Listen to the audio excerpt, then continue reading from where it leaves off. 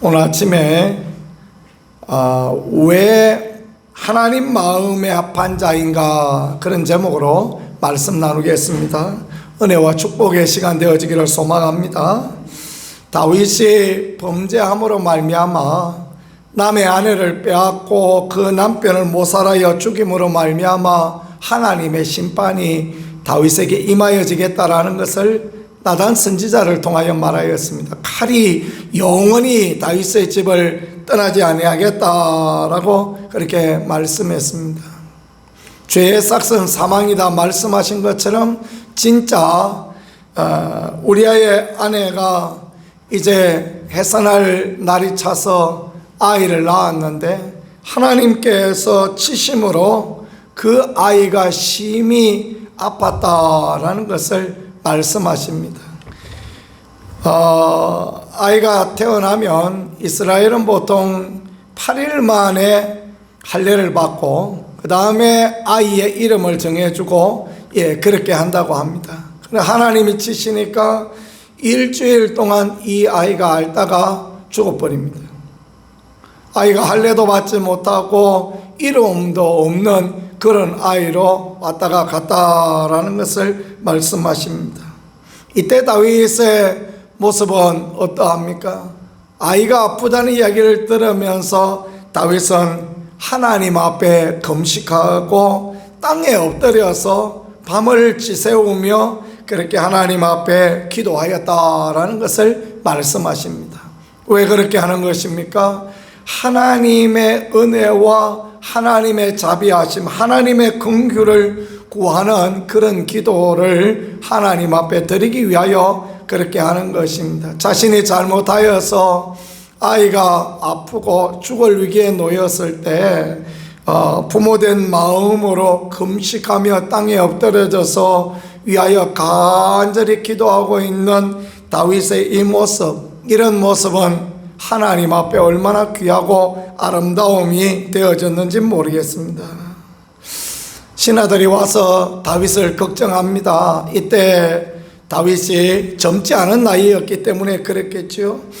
막 걱정을 하고 다윗을 일으켜 세우려고 하고 음식을 먹어야 한다고 말하지만 다윗은 결코 그 말을 따라가지 않습니다. 하나님 앞에 계속해서 일주일을 그렇게 금식하고 침상에서 자지 아니하고 땅에 엎드려 잠을 자며 그렇게 하나님 앞에 기도합니다. 일주일이 지났을 때 신하들이 웅성거립니다. 어떻게 할까? 아이가 죽었으니 어떻게 할까? 웅성거리니까 다윗이 그 이야기를 들으면서 이제 눈치를 챕니다. 아이가 죽었구나. 신하들이 웅성거리는 거 보니까 아이가 죽었구나. 그래서 신하들을 불러 물어봅니다. 아이가 죽었느냐? 과연 아이가 죽었다라는 이야기를 하니까 몸을 씻고 하나님의 전에 들어가 경배하고 음식을 먹었다 그렇게 말합니다. 참 이상한 일이죠. 아이가 아플 때는 그렇게 금식하고 기도하더니 아이가 죽고 나니까 경배하고 몸을 씻고 음식을 먹었다. 신하들이 이상해서 물어봅니다. 왜 그렇습니까? 물어봤더니 아이가 살아있을 때는 하나님이 자비와 은혜를 베풀어 주셔서 살려주실지 모르니까 내가 금식하고 기도했지만 이제 아이가 죽었으니 이제 하나님의 뜻이 이루어졌으니 나는 하나님을 경배하고 나는 음식을 먹고 그렇게 다시 일상으로 돌아온다 그 얘기를 합니다. 우리는 그렇지 않습니까? 일주일을 금식하고 일주일을 철야하고 온전히 땅에 엎드려져서 기도하였는데 응답이 없으면 낙심하고 절망하지 않습니까? 내가 그렇게 기도했는데 왜 하나님은 응답하여 주시지 않은가? 그래서 이런 핑계 저런 핑계 대면서 하나님을 멀리하고 믿음의 삶도 멀리하고 사실은 하나님께 섭섭하고 그럴 때도 많이 있습니다. 근데 다윗은 그렇지 않습니다. 하나님의 주권을 인정합니다. 자기의 죄를 인정하고 하나님의 주권을 인정해요. 그래서 몸을 씻고 경배하고 음식을 먹고 일상을 회복합니다.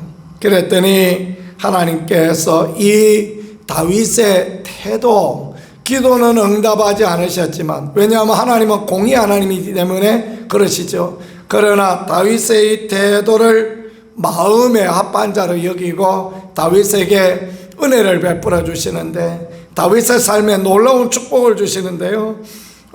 보니까 15절에 보니까 우리아의 아내다라고 그렇게 표현했습니다. 바세바를 우리의 아내다 표현했는데, 그런데 이제 그 뒤에 가서 보면요, 어떻게 말씀하시냐 하면 24절에 보니까 다윗이 그의 아내 바세바를 위로하고 그랬습니다.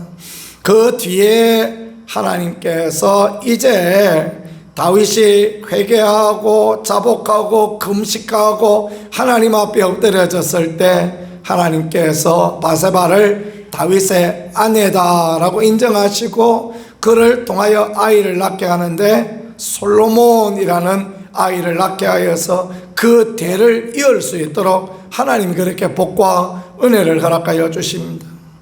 이게 참 이해가 안 되어지는 부분이죠. 왜 하나님은 이런 불륜을 인정하시고 하나님은 이런 다윗을 마음에 합하다 그렇게 하시겠습니까? 그게 우리가 잘 인정되어지지 않는 부분이지 않습니까? 하나님은 우리의 마음을 아시는 하나님이십니다. 다윗이 과연 누구를 사랑하고 있는가라는 것을 아시는 하나님입니다. 다윗이 바세바를 사랑하고 그가 낳은 아들을 사랑하고, 그러니 하나님께서 죄에 대하여서는 책망하시고 벌을 내리셨지만, 네가 그렇게 마음에 좋으냐, 네 마음에 합하냐, 내가 네 마음에 좋은 것을 네 마음의 소원 이루어 주시겠다라고 그렇게 하여서 이 바세바를 통하여서 그 아내를 통하여 아들을 낳는데 이름이 솔로몬입니다. 평화라는 뜻이죠. 샬롬과 솔로몬은 같은 자음이 쓰여졌습니다. 고대의 히브리어는 모음이 없습니다. 자음만 있습니다. 그러니까 솔로몬이라는 말과 샬롬이라는 말은 똑같은 말입니다. 이 솔로몬을 통하여서 이제 평안이 임하여질 것이다. 하나님과 평안이 임하여지고 또 사람들과 평안이 임하여지고, 왕자들이 얼마나 많습니까? 그 가운데에서도 평안이 임하여지고 그렇게 되어질 것이다 라는 것을 그렇게 말씀하시고 가르쳐 주십니다. 하나님께서 솔로몬에게 여디디아라는 이름을 주십니다. 나단을 통하여 여디디아라는 이름을 주시는데, 여호와께 사랑받는 자라는 그런 이름의 뜻입니다. 다윗도 그런 이름의 뜻입니다. 다윗은 사랑받는 자라는 뜻이거든요.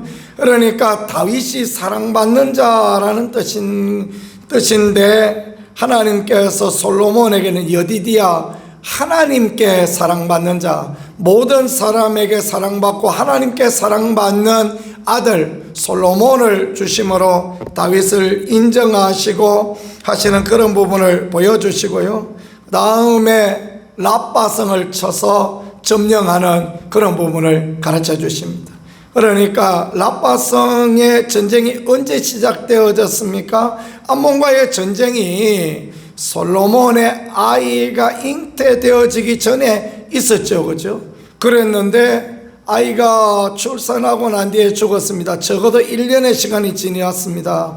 그동안에 다윗이 범죄하니까 하나님께서 암몬과의 전쟁에서 이기지 못하도록 하나님께서 함께 하시고 도우시지 않으셨습니다.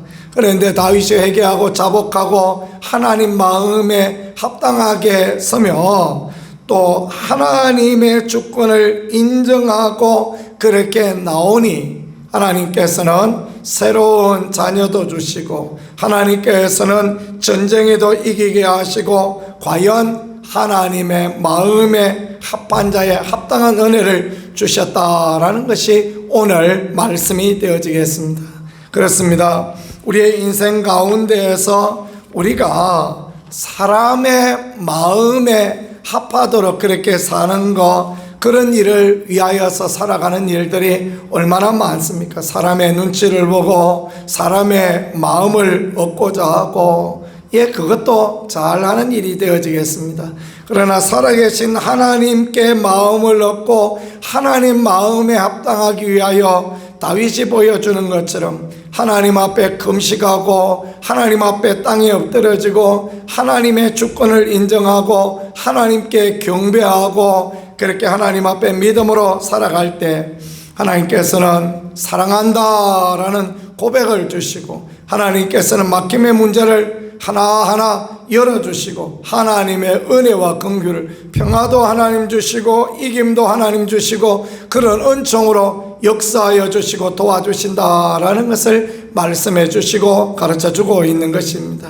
우리는 기도하고 금식하고 철회하고 땅에 엎드려져서 하나님 앞에 응답받겠다라는 그런 마음으로 또 그것이 안 될 때 섭섭한 마음으로 살아갈 때가 얼마나 많은지요. 다윗의 귀함은 그 모든 것을 뒤로하고 내려놓고 하나님의 그 뜻에 순종하고 순복하고 하나님의 주권을 인정하였더니 드디어 하나님께서 더 사랑하시고 더 큰 은혜 내려주셨다라는 것을 보여주시니 우리가 과연 어떤 자세로 어떤 방향으로 나가야 될 것인가라는 것을 잘 가르쳐주고 있는 귀한 말씀이 되어지는 것 같습니다. 오늘도 주님의 선하심을 믿으며 오늘도 주님의 주권을 신뢰하며 믿음의 기도를 주 앞에 드리고 하나님 앞에 사랑받는 하나님을 기쁘시게 하는 그 아름다운 자리에서는 우리 모두가 되어질 수 있기를 우리 구세주 예수 그리스도 이름으로 간절히 축복합니다.